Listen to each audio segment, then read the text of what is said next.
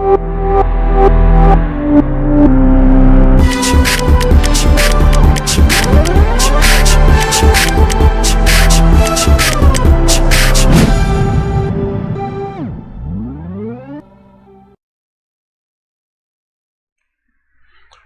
grade 5. Today our lesson of social studies related to farming and raising livestock.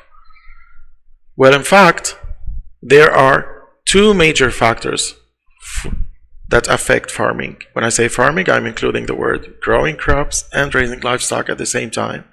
We have the physical factor and the human factors. What are the physical factors? The flatter the land is, the more efficient it is. It means that if we need a good farming, we have to go to a flat land, like the land that shows here in this slide. Steep and high lands, like hills, for example, can make farming inefficient. Inefficient for the simple reason that because of the wind and the water and the rain, they can take off the seeds that you are planting. What are the terraces? They are step-like ledges, like they can do here, into the mountainside, that can make flatter land, farmland. And this is something very important to increase our result about farming. We can see in this slide that at the top of the hill here we have no plants, because actually in this area there's no need to plant, because we're not going to get the same result that we are expecting. That's why you can find the trees and other plants on the surrounding of the hill, but not on the top of it.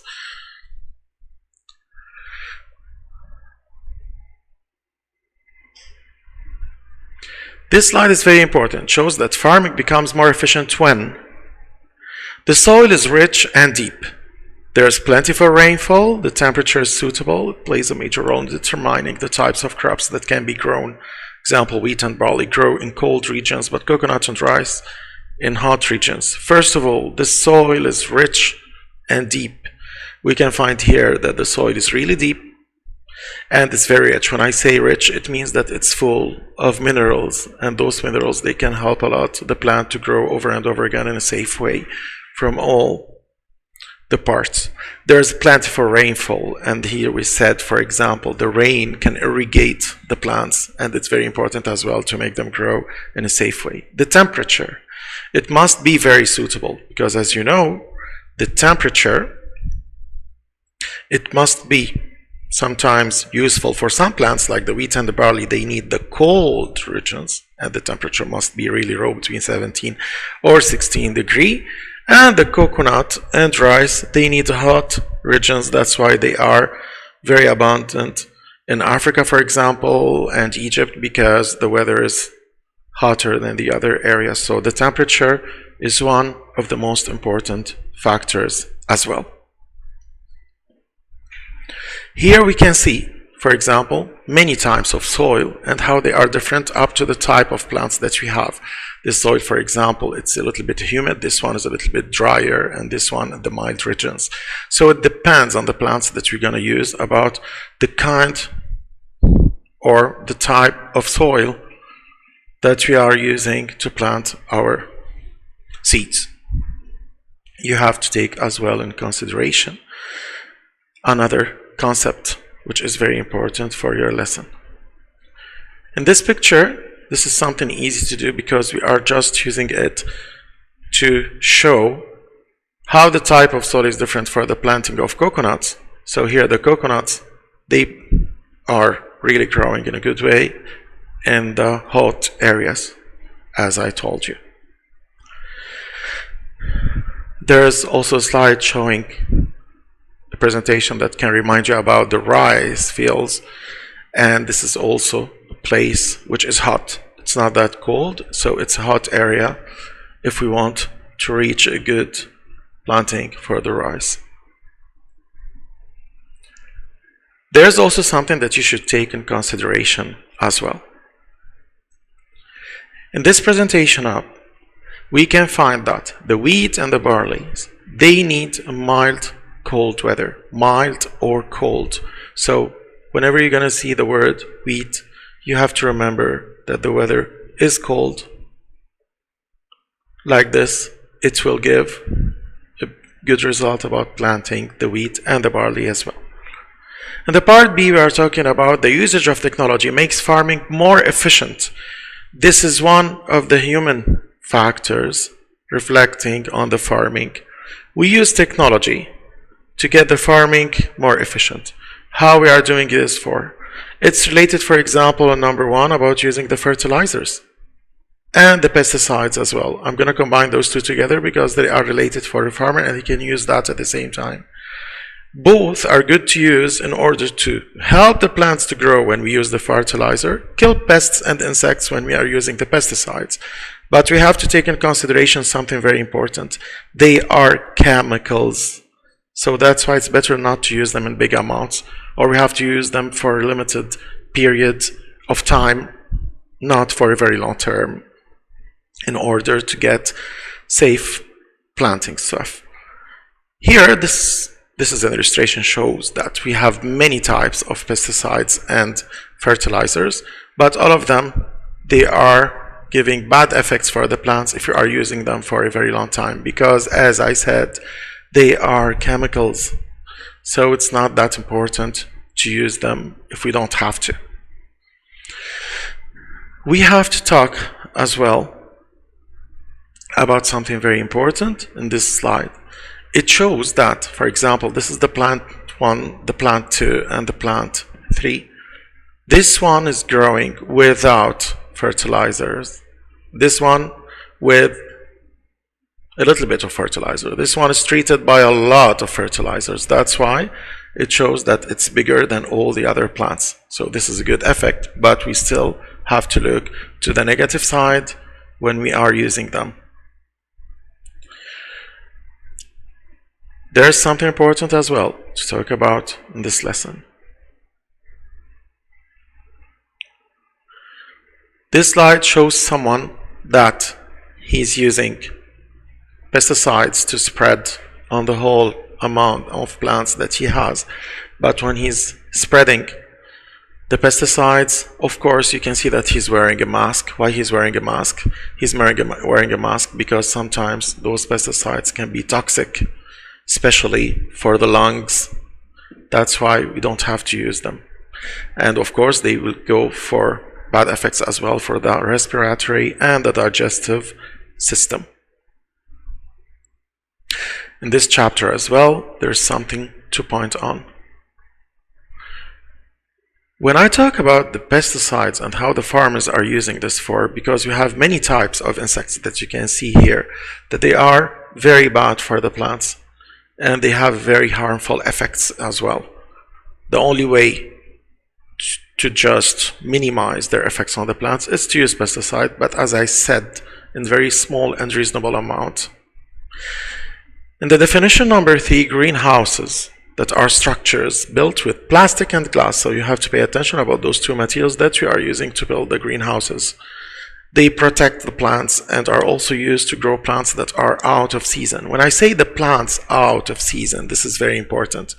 For example, for example, watermelon in some markets during the winter, it doesn't mean that those watermelon are fresh. It means that those watermelon come from greenhouses planting.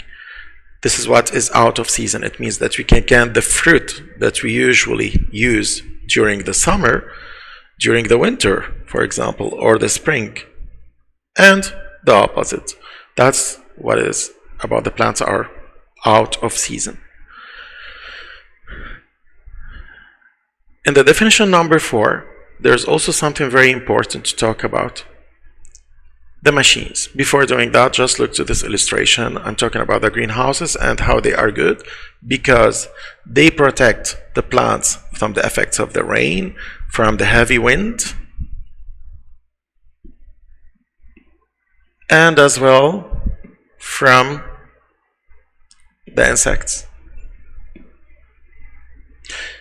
That's why the greenhouses are important. As you can see in this illustration, they can be big in many kind of designs, and you can see the glass that they are using and the high level of construction in order to plant as much of plants as they need. And number 4, the machines. The machines are very important to increase the yields of crops. So when we are using machines, we are improving the yield of crops, and this is something very important because it's useful for the farmer. However, it leads to the decrease of the number of people, and this is the bad effect of it, because the more machines we use, the less number of people are required to work on farms, and this is a bad effect on the working in agriculture.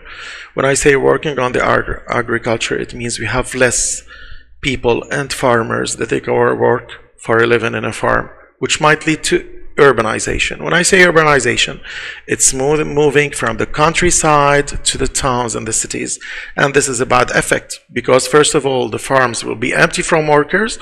Few workers can just make the work of the machine, but the others will just lose their job.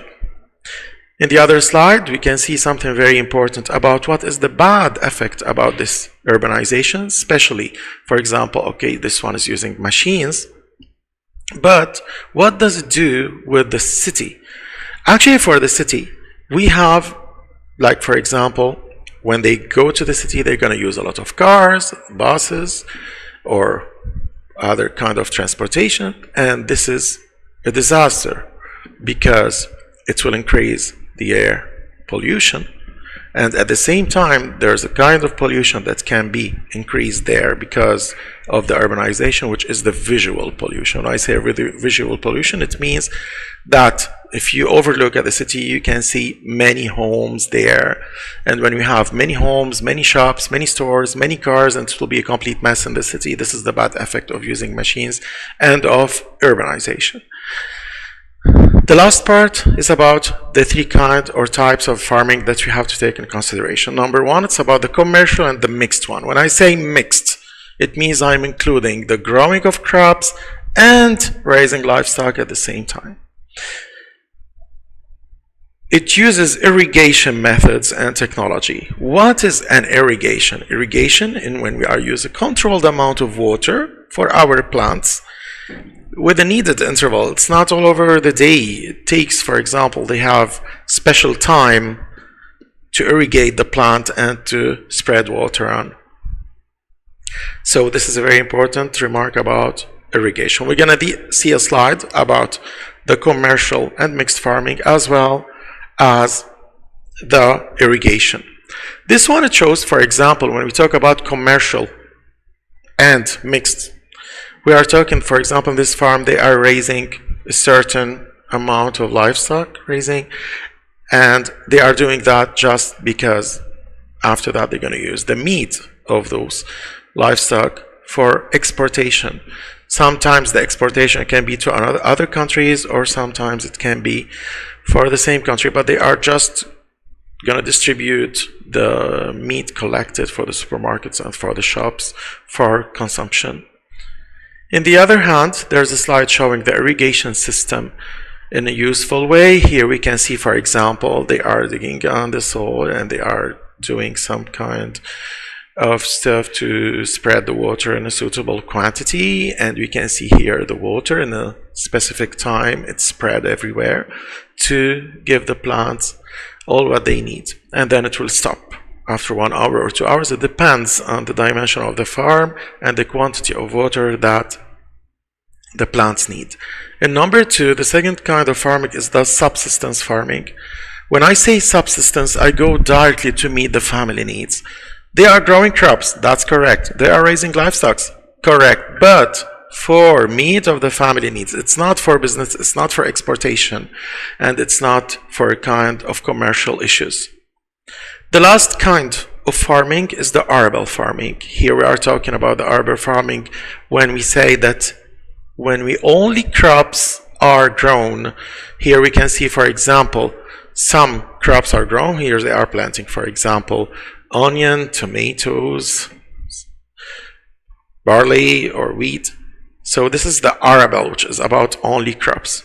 When you're gonna see or hear someone talking about arable, so you have to understand that arable is a word which is related to crops only, not to raise livestock. So this is in fact the whole chapter, and Good luck.